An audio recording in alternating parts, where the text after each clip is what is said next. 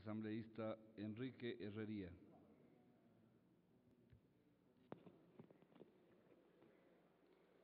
Gracias, presidente.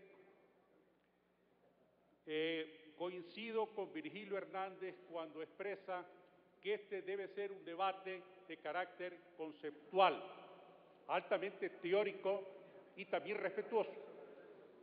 Pero debo comenzar por decirle que hubiera querido abordar este tema, de que no puede hacer una generalización sobre los jueces de la ciudad de Guayaquil. Yo he manifestado públicamente que dada la buena relación que tiene el señor Presidente de la República con el Consejo de la Judicatura, perfectamente le podría ordenar, como es habitual en esa relación, que destituya a todos los jueces inmorales que hay en la provincia del Guayas. Y en ese momento se acaba el problema de la caducidad de la prisión preventiva. Pero hay que rescatar a los jueces honorables. Y él se ha referido a la presidenta de la Corte del Distrito de Guayaquil, a quien conozco y respeto no por ser madre de una compañera de bloque. A María Leonor Jiménez de Viteri la conozco por mi antiguo tránsito profesional y puedo dar fe no solamente de su versación jurídica, sino de su singular integridad moral. Por lo tanto, sería deseable que Virgilio Hernández se cuide, porque a renglón seguido dice, no entremos a las descalificaciones, cuando yo podría decir, bueno, si él intenta injustificada, malamente, hacer imputaciones sobre una mujer particularmente honorable, yo le podría decir, empecemos a investigar cómo es posible que legisladoras de Alianza País, en 4 años de tránsito en Montecristi, en esta asamblea, hayan pasado de ser inquilinas de modestos departamentos a propietarias de mansiones en ciudadelas exclusivas de Quito y muchas otras cosas más. Pero no quiero llegar a ese tema. Que ese tema sea motivo de una investigación en el Consejo Administrativo de la Legislatura y por parte de la ordinaria. Voy a abordar los temas realmente importantes.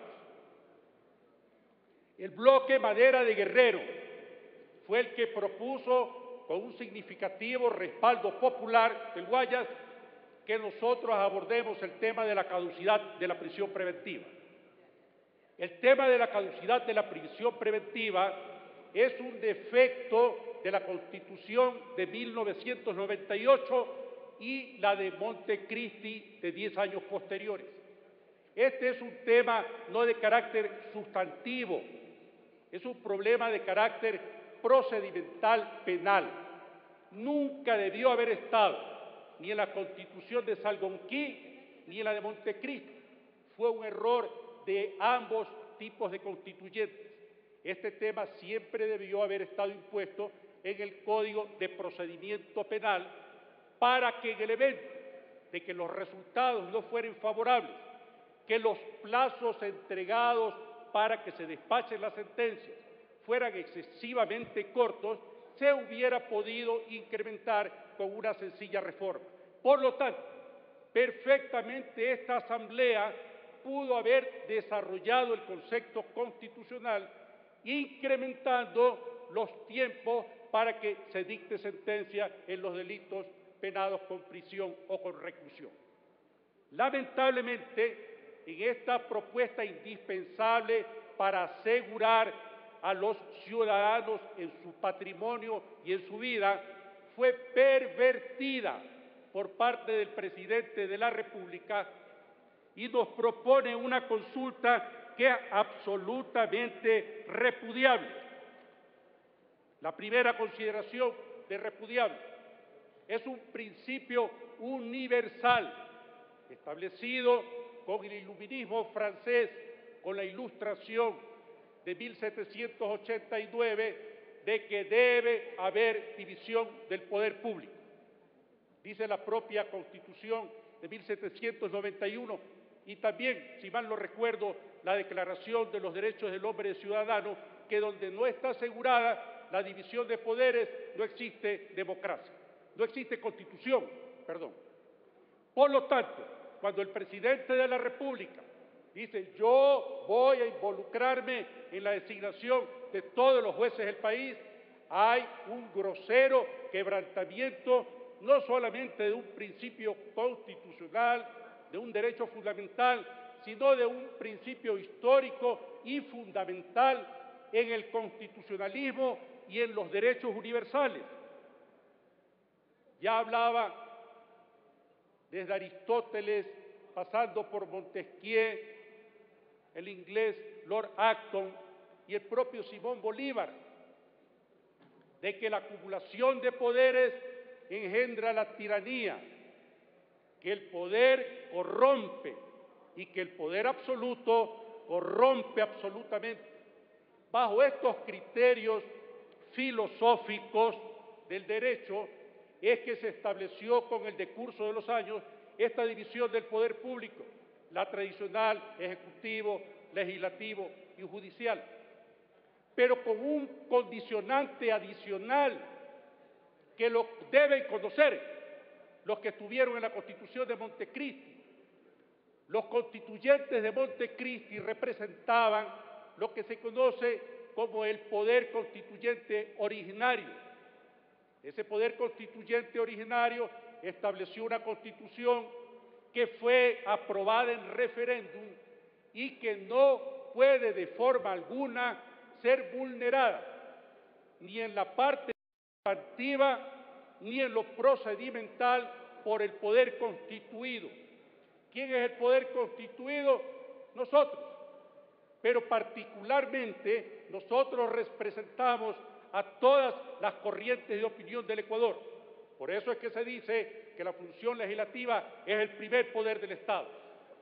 Pero el presidente de la República, el poder ejecutivo, que únicamente representa un importante sector de votantes ecuatorianos, no puede por sí ante sí tomar la decisión de afectar lo que es la Constitución, resultado del poder constituyente. Por lo tanto, ya por eso, por ese solo hecho, íntegramente la consulta, sin empezar a abordar si una pregunta es positiva y otra es nefasta, por ese solo hecho, la consulta popular, por su contenido, debe ser repudiada, rechazada, descalificada por la Corte Constitucional. Reitero, no nos oponemos al derecho constitucional a presentar la consulta ante el pueblo ecuatoriano. Nos oponemos es a que su contenido vulnera derechos sustantivos, derechos y garantías fundamentales y también vulnera la parte procedimental. Pero quiero además traer a colación otra cosa importante. No solamente que tiene defectos de forma, sino de fondo la consulta del presidente de la República. Con su venia, señor presidente, en la parte de las exposiciones de motivos, el presidente de la República, para justificar medidas alternativas a la prisión preventiva, dice esta barbaridad y le ruego particularmente a los colegas abogados que lo tomen en consideración. Dice él que la privación de la prisión preventiva, entre otras finalidades, se aplicará para garantizar el derecho de la víctima del delito a una justicia pronta, oportuna y sin dilaciones. Esto es un error de concepto. La prisión preventiva se la impone para asegurar la presencia del victimario ante los tribunales. Se la impone para asegurar que si es un sujeto de alta peligrosidad no escape. No es para garantizar a la víctima. Quien le redactó estas preguntas al presidente de la República es un sujeto que por esa suerte de mediocridad endémica que viven los sectores académicos del país ha pasado por una serie de funciones públicas. Estoy hablando de ese mediocre del señor Alexis Vera. Él redactó esta porquería y se la somete a consideración del presidente de la República, quien irresponsablemente la firma. Ya concluyo. Pero no solamente que es un incompetente, mediocre, sino que lo hace caer en el error al presidente de la República que decir que con Fernando Cordero, presidente de la Asamblea Nacional, había podido elaborar estas preguntas. Yo reitero, tengo muchas diferencias políticas con Fernando Cordero, pero siempre estoy obligado a reconocer que es un hombre de talento y que de haber conocido estas barbaridades las hubiera mandado a dejar a su casa. Solamente para terminar, señor presidente, en 20 segundos. Estamos nosotros viendo que una Corte Constitucional usurpadora, a quien en lo personal yo y todos los integrantes de Madera de Guerrero la enjuiciamos y lamentablemente desestimaron nuestra denuncia, ahora puesta en evidencia como lo que son unos bribones que cobran por la sentencia, está dejando transcurrir los 20 días que tienen de término. 20 días de término. En el peor de los casos, sumados 4 fines de semana, son 30 días. Y dice el artículo 105 de la Constitución que ese término de 20 días transcurre al haber iniciado el respectivo control previo. El control previo en la Corte Constitucional se inicia desde el momento en que se sortea la causa y se lo entrega a los que son los que van a calificar. Por lo tanto, ya estamos a punto de terminar los 30 días, se van a lavar las manos y va a entrar por el Ministerio de la Ley, vista la omisión en que ha incurrido esta Corte de sinvergüenzas y de ladrones, que son todos, sin excepción, los integrantes de la Corte Constitucional. Gracias, señor presidente.